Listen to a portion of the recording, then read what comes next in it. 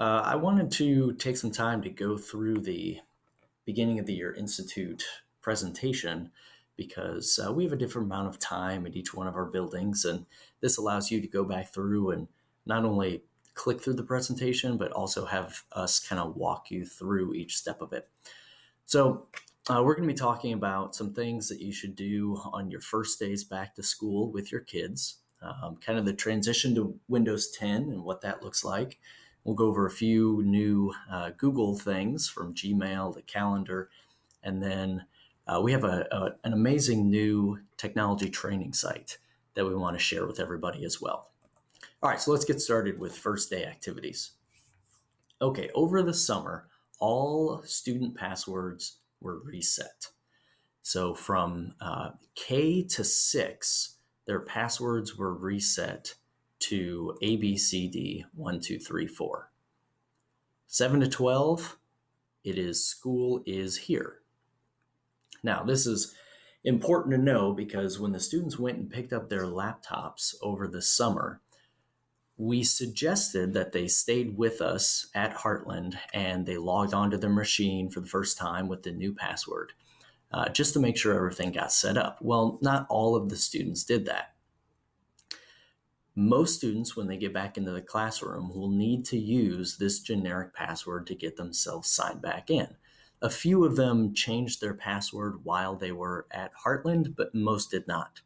So one of the first things you'll want to do with them is log in to their machine with their SIS number as their username, use their generic password, whichever that might be for your classroom, and then once they're signed in, they can change that password.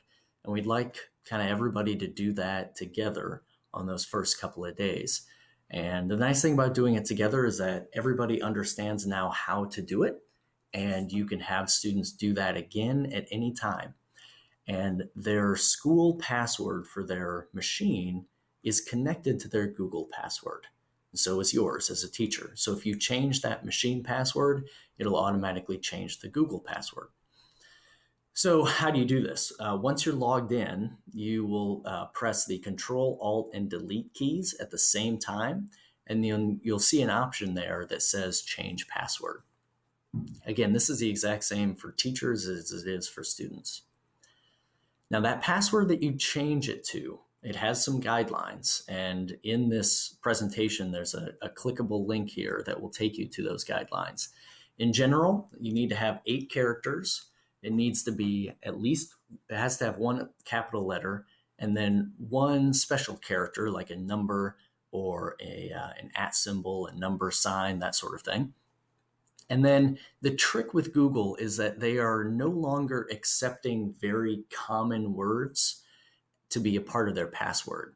So to give you an example of that, if I tried to use the password of Samsung 6, Google does not accept that because Samsung is too common of a word. But if I went ahead and changed that to Samsunt 6, everything would go through just fine.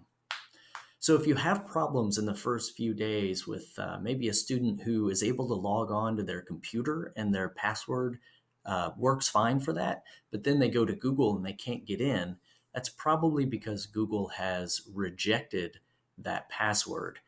Most likely because of a word that is too common. So you can work with that student to go through these same steps to reset the password again. And then another thing that'll pop up on most student machines when they log in that first time is going to be a small box in the center of their screen for Global Protect. And Global Protect is the program that routes students back through our network when they go home or they're off of our network. And to sign into that, they just put in their SIS number and this new password that they've created for themselves. And once they put that in, that Global Protect box should go away. Okay, and then another thing that we highly recommend students go ahead and do is to go ahead and open up Chrome like I have here. And then at the very top of your Chrome window, you're going to see something, this little box that will probably say person 1 if it hasn't been signed into. And you can click on that, and then you can sign into Chrome with your Unit 5 Google account. So you'll see I'm signed in right here. That's super nice because then as they maybe add extensions or add-ons to Chrome, when they make bookmarks and favorites out of things, those are accessible from any device as long as they sign into Chrome. We had a number of students who at laptop distribution went ahead, logged onto their machine, signed into Chrome, and all of a sudden things looked exactly like they did last year for them. So that's something that we highly suggest that you do. And you can do that as a teacher as well. And if you have multiple Google accounts, you can add multiple accounts here. So I actually have a few accounts. I have a personal account as well. If I right click on this, once they've been added, I can quickly switch to a new Chrome window that has everything for that specific Google account.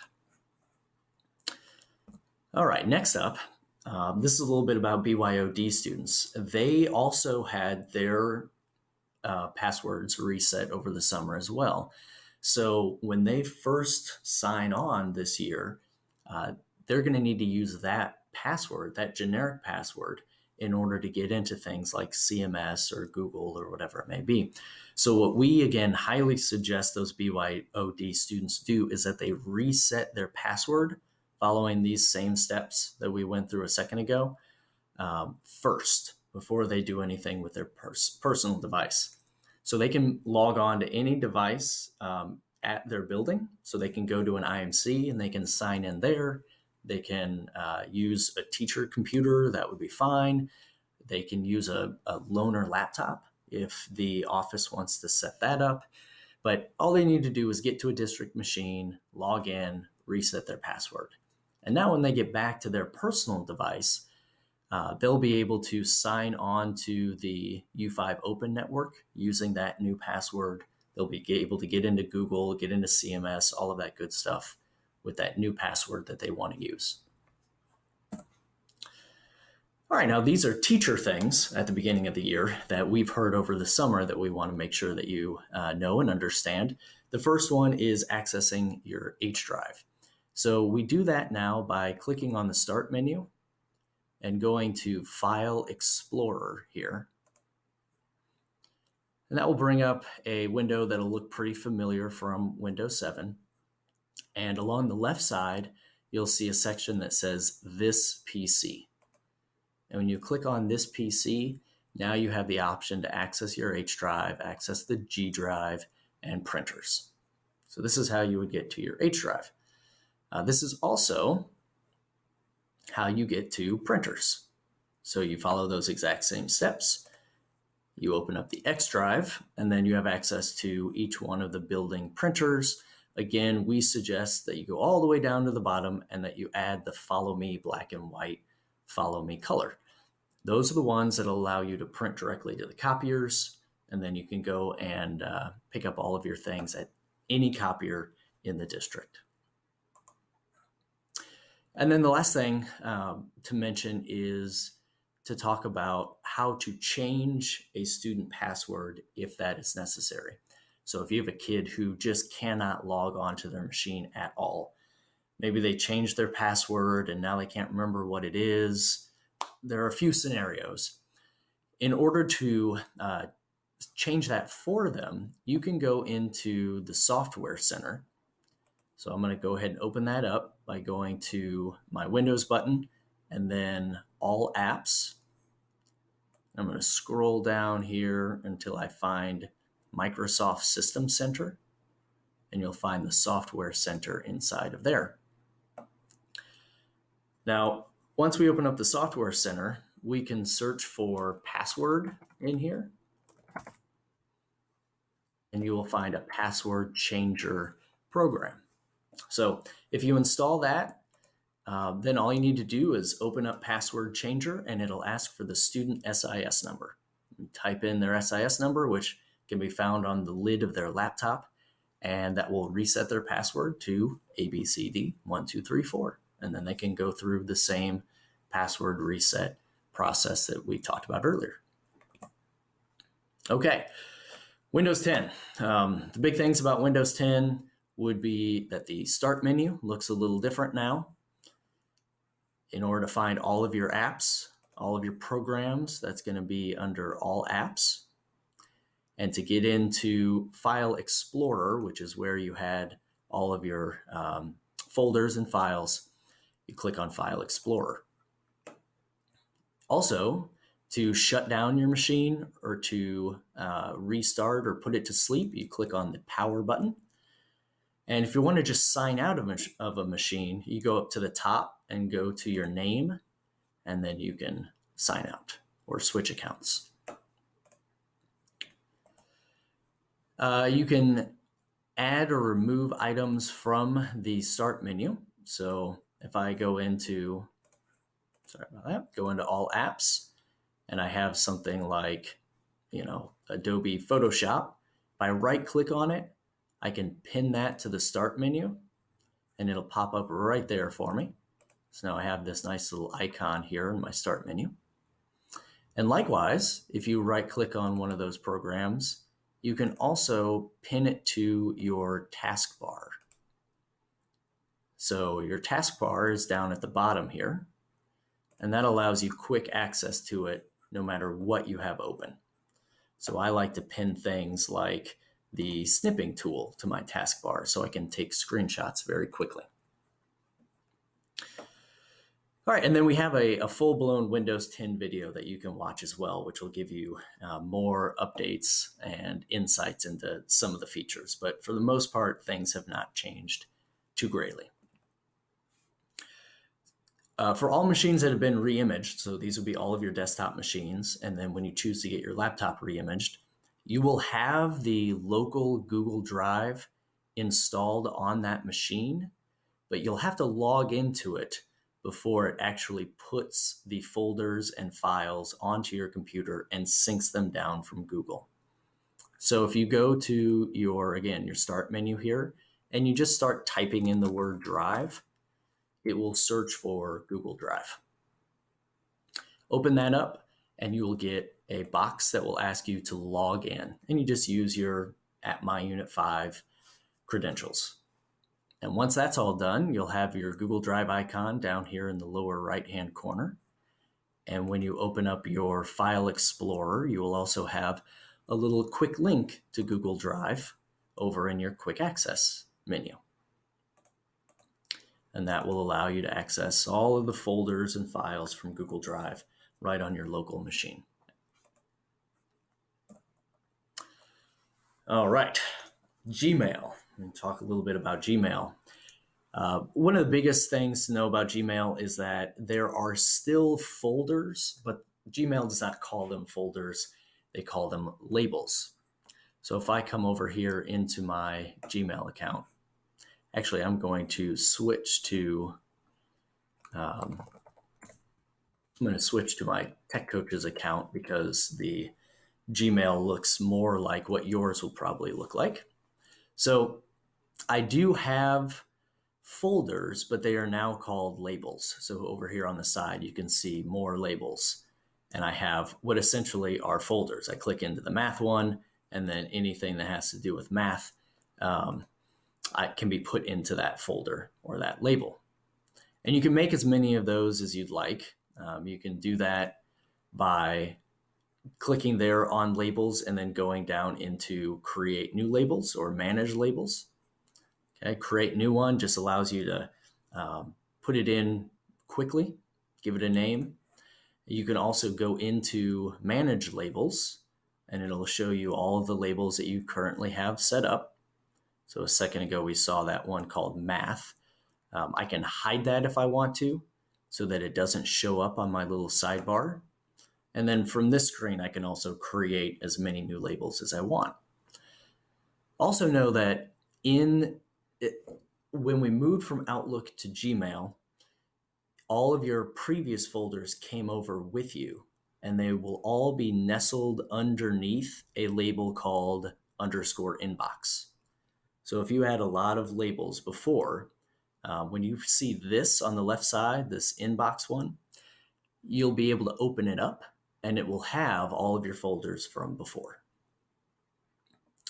Now, the Gmail video itself goes through this, but you're able to then go into filters, and you can apply filters so that emails are specifically put into certain labels as soon as they come into your inbox. Some of you did that before with folders in Outlook, where you immediately routed emails directly to certain folders. Okay. Other things to talk about with Gmail.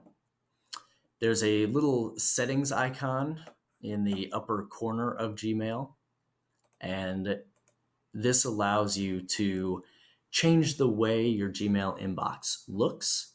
You can go to Configure Inbox, and you can add these tabs. And the nice thing about doing this is that it will automatically sort a lot of the emails that come into you into these big categories. So for example, anything from, let's see, anything about your Google Docs or slides that have been shared between teachers and students, any updates on comments that happened to those documents or that it's been reshared to somebody else, all of those would go into the Updates tab. And that way it doesn't clutter up your primary tab. And your primary tab is going to basically be filled just by emails from your fellow teachers and administrators and students. And the other stuff gets filtered out into these categories. There's also chat built right into Gmail. So you can, if you've used Hangouts at all last year, which is Google's instant messaging system, you'll be kind of familiar with this. But over on the left side of your Gmail page, you'll find the ability to go ahead and start a chat with somebody. So I can search for myself, and I can send myself a little message, and then that will pop up if that other person is in Chrome, or if they have the Hangouts app on their phone or attached to their mobile device or iPad or whatever it may be. That message is going to pop up for them. So I highly encourage people to use this instant messaging system in ways that will make, your department, your grade level, your building more productive and increase that instant communication. But just wanted you to know that it's nestled right in there on your Gmail screen if you want to access it that way. You can always get to it by going to hangouts.google.com as well. Okay, so searching in Gmail, since this is something that people did in Outlook a lot, just use that bar up at the top. It's kind of like a regular Google search, and you can type in somebody's last name, and you'll see that they will pop up, and then that will bring up all communication between you and that person. You can also put in just keywords, and it'll bring up those emails. You can do some advanced search options, and you could put in a date range if you want to of when that would have happened. You can actually search for all of your Hangout chats. All of those conversations are archived in here as well for you to see. So if you were just chatting with somebody and you remembered that you had some important information in that chat, you can search for it here. And you can also, filter by attachments and whatnot. So that's how search works. And then composing a quick email. So if I come up here to the compose button, or that's the easiest way to do it. We'll go up to the compose button. You'll see this little box pop up in the lower corner. And then if you type in the last name of somebody you're trying to find, it will bring up the Unit 5 directory for you. Please note that there may still be some @Unit 5 email addresses in here. And if you find those, it's okay to send an email to that account, because all of that mail is forwarded to our new Gmail accounts. But I would get in the habit of trying to just find the My Unit 5 addresses and using My Unit 5 for everything that you can. So I find Jason here, I choose him, I put in my subject, I put in my content, and this is all pretty basic. Down at the bottom, you can insert files directly from Google Drive. So if I click on this, it will pull up my drive and I can go and search through it and send it through an email. And then it'll actually change the sharing permissions on that document so that the recipient of your email is able to view whatever you attached. You can also pop this window out up here at the top, and that will give you more space to work with if you want to have that more space. Now, I, by the way, just closed that without sending it. So that went directly to my drafts, which you'll see over here on the left side. So if you ever want to start composing an email, remember Google just saves everything automatically. So just close it at any time and it will go ahead and be saved in your drafts area.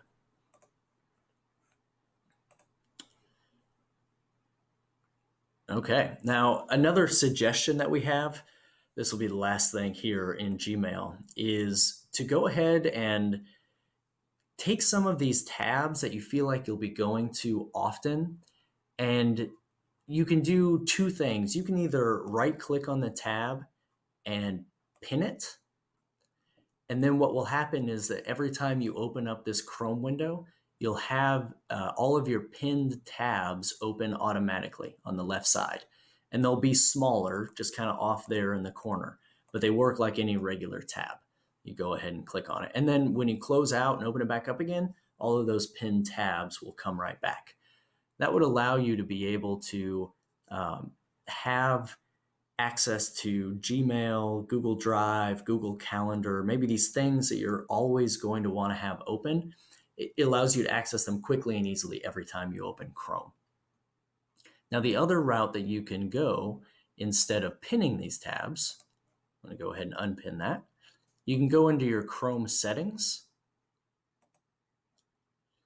and then you'll have the option here on startup to open a specific page or set of pages.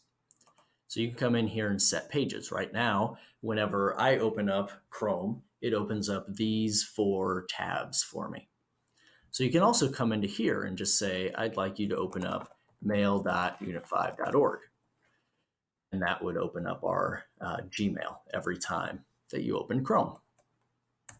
Also, what's probably even easier is if you just go ahead and navigate to all the pages that you want to have open, then you can come here and say use current pages, and it will simply use all of the tabs that you have open and plug those in for you. So there's kind of 2 ways to do that. I think that will make your life a lot more efficient and streamlined if that stuff opens up automatically. And then again, here we have some Gmail specific videos that you can go and look at on YouTube. Okay, quick thing on calendars. I'm going to come, again, I'll use the one that's a little more blank here. I'm going to open up my app launcher and go to Calendar, which will open that up in a new tab. And here we have just kind of our basic Google Calendar. Along the, you know what, I'm sorry, I'm going to go ahead and open mine because there is something else specific that I want to show you. Okay, so here's my calendar. And you'll see I have a lot more on this one, right? Now, up here at the top, we can change the view of this. So we can go to a monthly view or a weekly view, similar to what you had previously in Outlook. Now, along the left side, if you have multiple calendars, this is where you can turn those calendars on and off just by clicking on them. Down below my calendars, you have other calendars. And you can actually go ahead and just type in somebody's name here, and you'll see that their information will pop up, and you can add their calendar to yours. But by default, your calendar is set so that everybody else can only see if you're free or busy. Okay, so although somebody can pull up your calendar, they can only see if you generically have something scheduled for that time. It doesn't show you any of the actual details. And we'll get into actually how you share a calendar here in just a little bit. But that's what the other calendars place is. So you see here, I have a calendar that's been shared to be by one of the administrators at EJ. It's a building use calendar. So all of this stuff is now showing up. If I don't want to see it, I can just unclick it there and it'll turn it off. All right, so if you just want to add something to your calendar, you can come over here to the calendar view, and let's say tomorrow at 8 a.m. I have something. I can just click in that spot. It'll make a little event for me, and I can say that I have a meeting tomorrow at that time. Go ahead and create that event. Now, another thing that you can do is when you're creating that event, you can click and hold and drag to make that event however long you want. And if you need to add some more details to your event, you can always go just here to edit event. And now you can give it a name. You can set specific times, whether or not that's a repeating event. You can put its location, a description. You can change the color of that event. You can add attachments to the event. So if you make an event on a shared calendar, you can add attachments that people would be able to access. And then you can invite people to that event right from this screen as well. Another thing, quick note, every one of your events that you make in Google, it automatically creates a space that you can click on to start a video conference through Hangouts. So you'll see right here, it says join meeting Mullins S. So if, again, maybe you're making an event and you're sharing that, you're sharing that with 4 or 5 colleagues, they may be at different buildings. You can set that event up, and then everybody can go to their calendar, click right there on that video conference link, and instantly everybody will be in that conference together and be able to talk to each other. Okay, so that's one way you can create an event. You can also come over here to create, and it goes back to that same screen that we just saw. Okay, so those are essentially the basics of those items. I do want to make you aware that if you had multiple calendars in Outlook, all of those came over to Google Calendar as well. So that's why I wanted to switch over to this one, because I have one of those old calendars here. They look kind of funny though. They come in to Google Calendar with your email address / and then whatever you had named that calendar in Outlook. So some of you may have many of these that end up coming over. If you don't like that name, because it is kind of irritating, you can go to this little drop-down button next to the calendar and say calendar settings. And now you can change its name right here. Also, if you go to My Calendars and just go to settings, you'll see all of these calendars, and you can go through and change their name one at a time from here as well. And this isn't on the presentation, but I think this is really cool as well. If you go into your basic calendar, which is just the one that has your name on it, and you go to edit notifications. So this is when Google is going to notify you of your events. But one of the neat things down here at the bottom is you can set it up so that Google will email you a daily agenda at 5 in the morning every day. And that, it's been super useful to me because I usually have a lot of events on my calendar. And then every morning at 5 a.m., I just get a nice, pretty email that shows me everything that I have going on. That is not checked by default, so you're not going to be getting these emails. Normally, you would have to turn that on in order to use that feature. Okay, good. There's a calendar video as well that you can go to check out some more details. Okay, we're winding up here. These are some other random items that we wanted to pass along as well. For U5 Open, so if you have a personal device and you're getting onto the network, for most teachers, this means your phones. This process has changed just a little bit. First of all, U5 Open is now used for all non-district devices.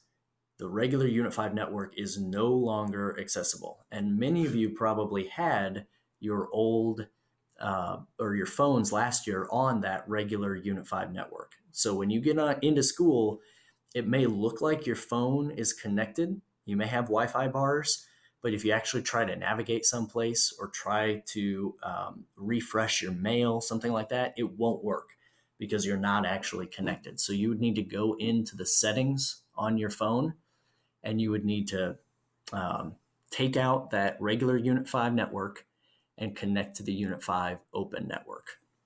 And there are instructions on attaching a personal device to the Unit 5 network here on the Unit 5 webpage under Digital Conversion and BYOD.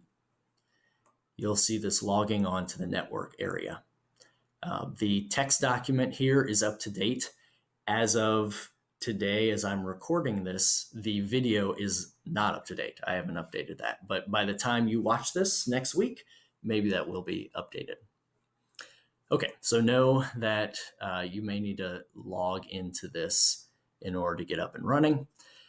To add your new Gmail to your phone, you can do that by simply downloading the Gmail app and logging into it with your Google credentials, and that's fine.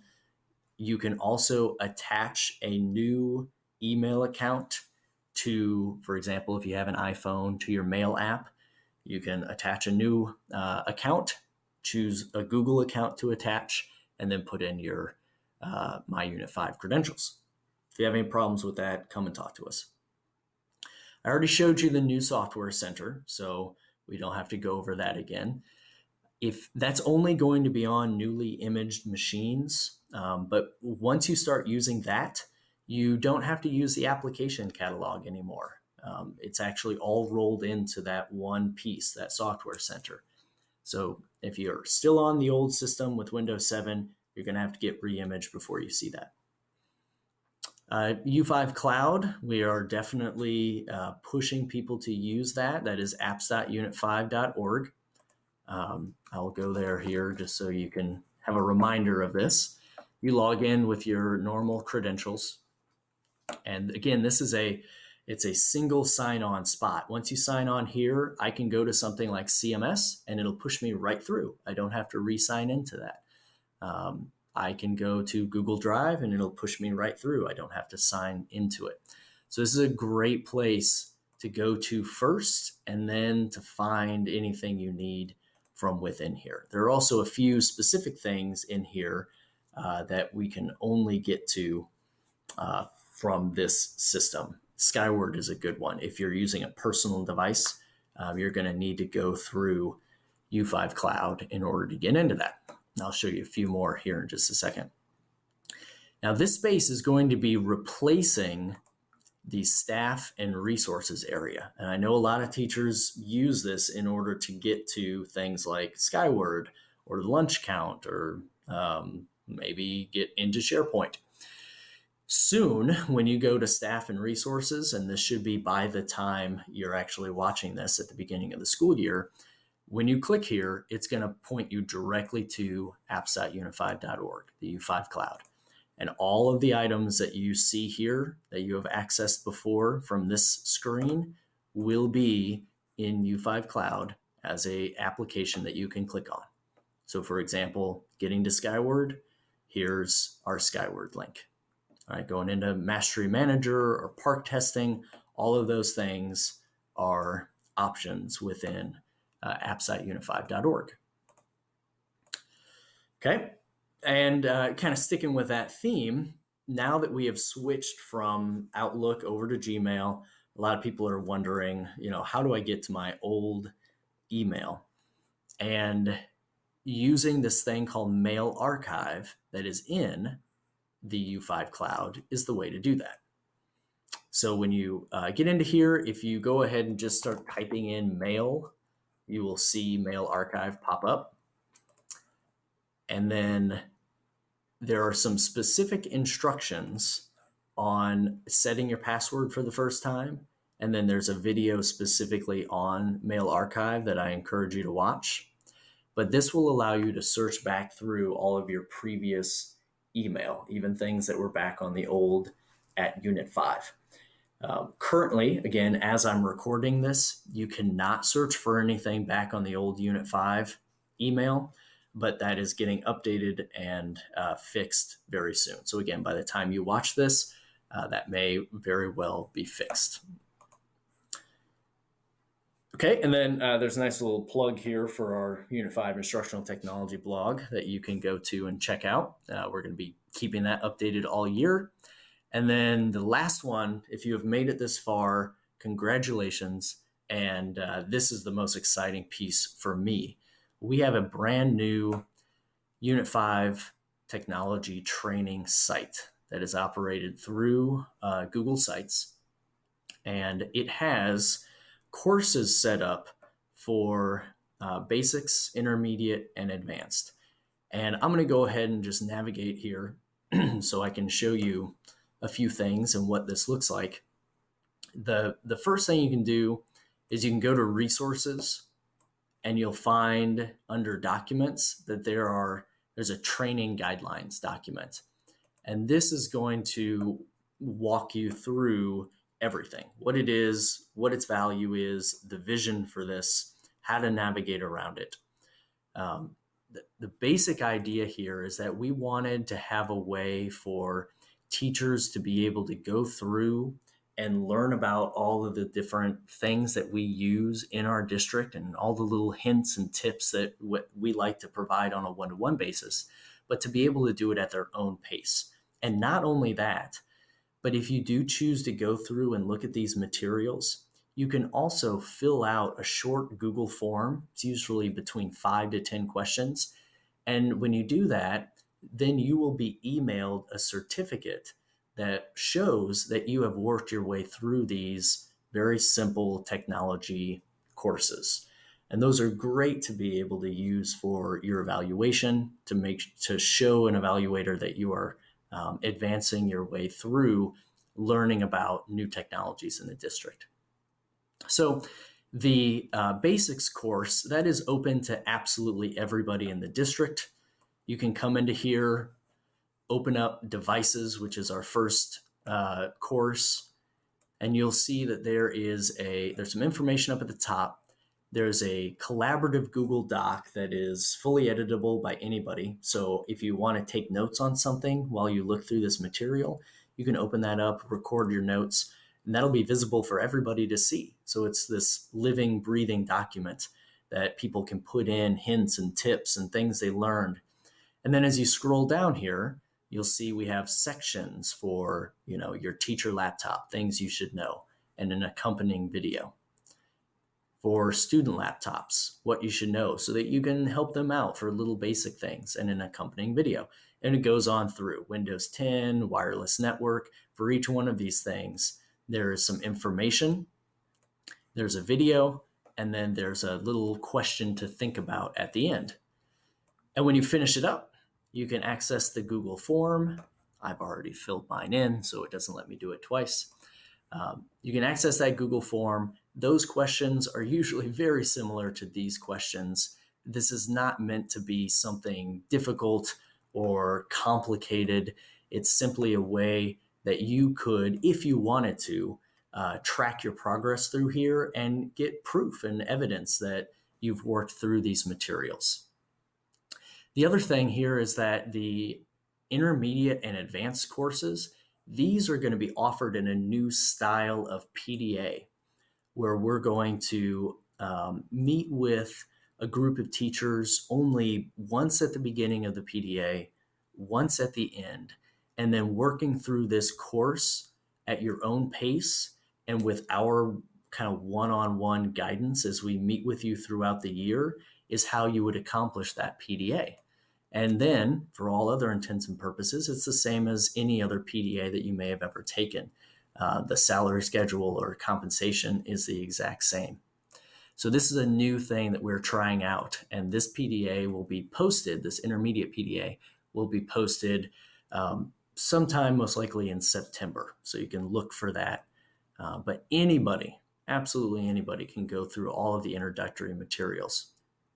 And because these are set up the same way with links out to YouTube videos, all of those YouTube videos are still accessible on our Unit 5 Instructional Technology YouTube channel. There's a single playlist that has all the videos for our technology training site. So even if you don't go through the intermediate or advanced PDA, you can still watch all of those videos and get all of that information.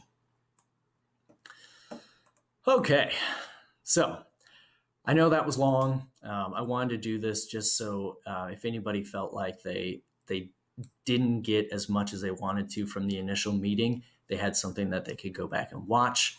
So I hope you enjoyed. Feel free to contact me or any of your instructional technology coaches if you need any help at the beginning of the year. Thanks.